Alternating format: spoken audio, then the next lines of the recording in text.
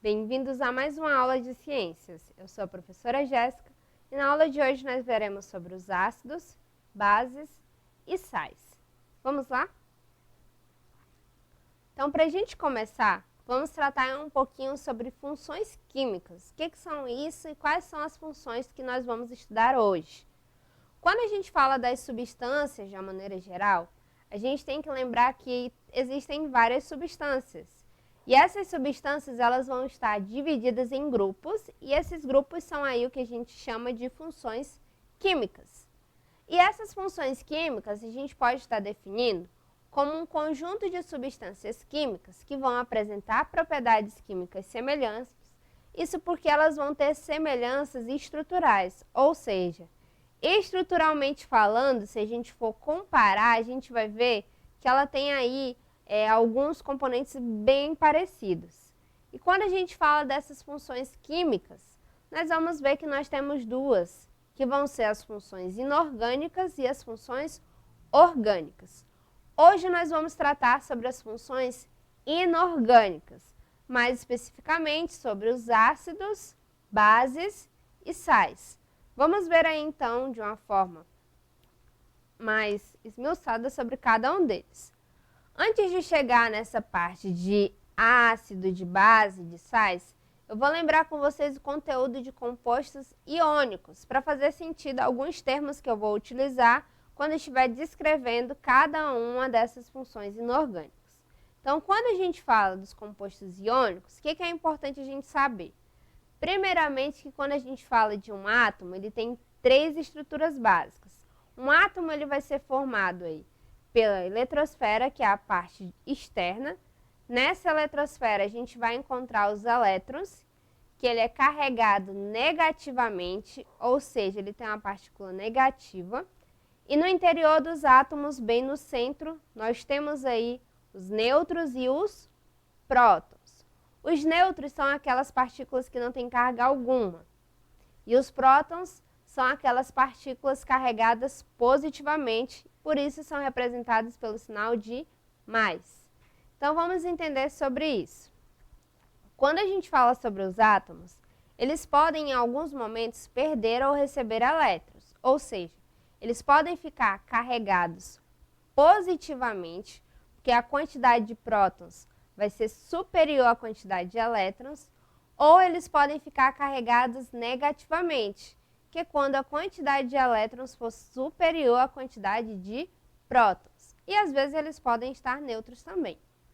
Quando a gente fala de cátions, significa que ele perdeu elétrons, ou seja, aquele íon está carregado positivamente. Isso significa que vai ser um íon com carga elétrica positiva. Já quando se trata de ânion, vai ser o contrário. Em ânion, ele tem a carga elétrica negativa, ou seja, ele ganhou elétrons. O número de elétrons, nesse caso, é superior à quantidade de prótons. Então, se eu falo de cátions, ele está carregado positivamente, a quantidade de prótons é maior. E se eu falo de ânions, a quantidade de elétrons vai ser maior e ele está carregado aí negativamente. Agora que a gente viu essa definição, finalmente vamos entender aí sobre os ácidos. Quando a gente fala sobre o ácido, é toda substância que em solução rica em água, solução aquosa, pode liberar íons positivos do tipo cátion, tá? E a gente pode citar aí o hidrogênio, cátion do tipo hidrogênio. Então, quanto mais forte for um ácido, mais íons, né, do tipo cátion são liberados em solução aquosa e mais ácida a solução fica. Ou seja, quando a gente trata de ácidos, significa que aquela substância apresenta um potencial hidrogeniônico, ou seja, apresenta um pH inferior a 7. E esses ácidos, se estiverem bem dissolvidos em água, eles podem ter a capacidade de conduzir corrente elétrica. E a gente pode ver aí no exemplo que está aparecendo na imagem, essa condutividade elétrica sendo evidenciada aí pela lâmpada acesa. Se acendeu devido ao seu contato com a substância ácida. Então, a gente tem aí como exemplo de ácido o ácido clorídrico. Outros exemplos de ácidos que a gente tem, além do ácido clorídrico, que está presente no nosso corpo, a gente tem o ácido acético, que é o famoso vinagre.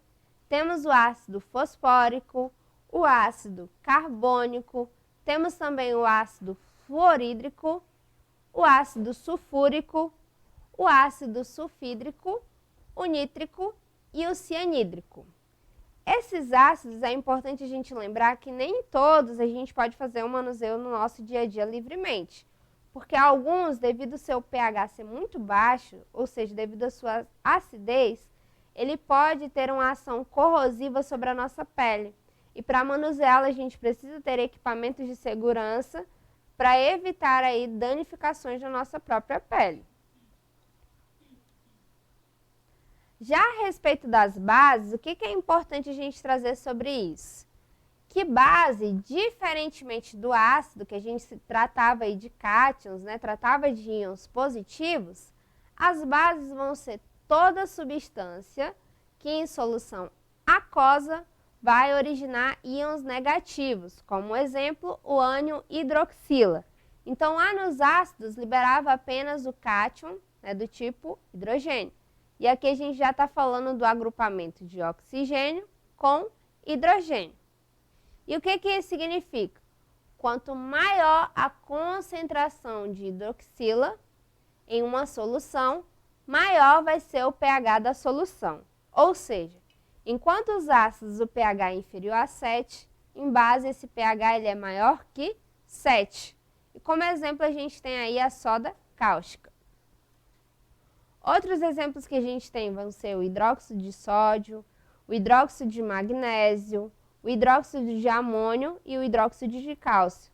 E é importante a gente trazer mais uma vez que nem todos a gente pode fazer o manuseio no nosso dia a dia livremente, porque alguns também podem trazer danos à nossa pele e danos à nossa saúde também. Alguns, né, claro, são proibidos, inclusive, de serem ingeridos, porque podem causar danificações também no nosso corpo internamente. E aqui sobre os sais, o que a gente pode trazer? Que os sais, diferentemente dos ácidos e das bases, é uma substância que quando dissolvida em água, agora vai originar um cátion e também vai originar um ânion. Lembrando que esse cátion ele vai ser diferente de hidrogênio e o ânion ele vai ser diferente do grupamento hidroxila.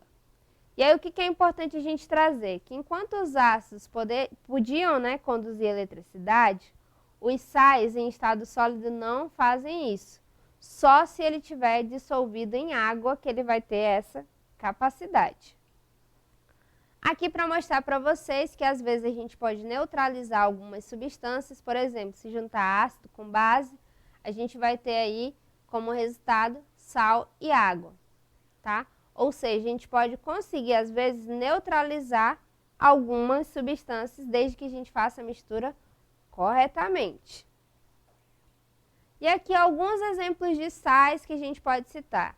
Nós temos aí o iodeto de potássio, o carbonato de cálcio, o carbonato de sódio e o bicarbonato de sódio, tá? Lembrando que nós temos também o cloreto de sódio, né? Que é usado aí no nosso dia a dia, bem como o bicarbonato de sódio, que ele é vendido aí a um preço bem econômico e ele pode ter diversas funções no nosso dia a dia.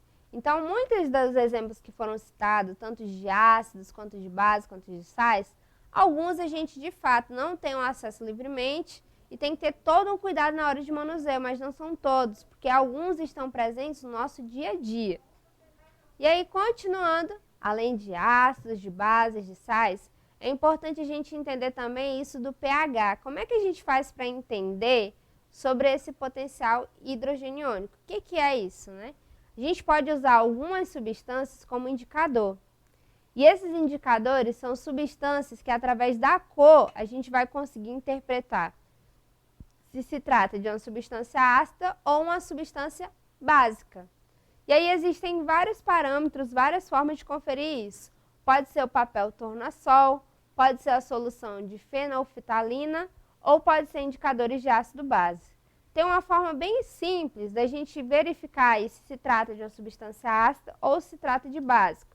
Percebam que a gente tem a diferença de cores. Se ele for aí ácido, o que a gente vai perceber?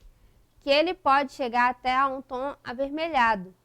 Quando a gente fala de básico, ele pode atingir até a coloração de azul, chegando até o tom de amarelo. Então, como vocês podem ver aí na imagem, ó, se ele tiver o pH 7, vai ser uma substância neutra. Abaixo de 7, nós vamos estar tratando de uma substância ácida, pode ter a coloração lilás, pode ter a coloração aí até avermelhada, e se for básico, pode adquirir até o amarelo, do azul ao amarelo.